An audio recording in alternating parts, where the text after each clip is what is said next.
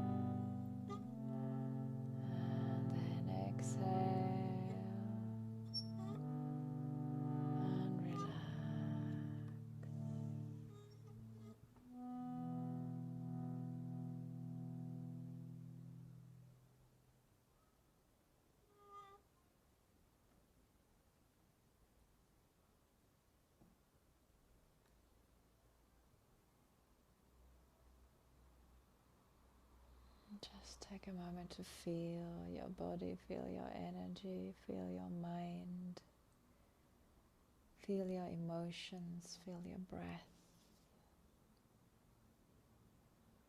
Feel the moment.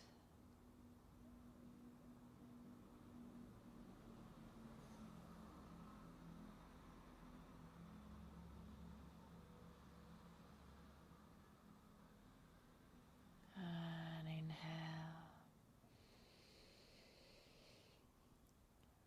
And exhale.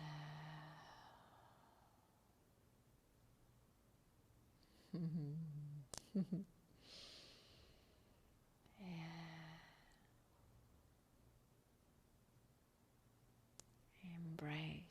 Embrace yourself, embrace the moment, embrace life, embrace the light and the darkness, everything.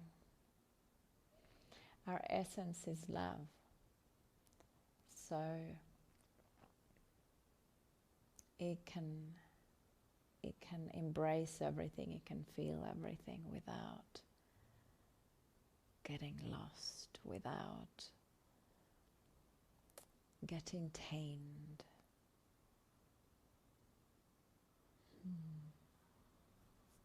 Satnam. Thank you.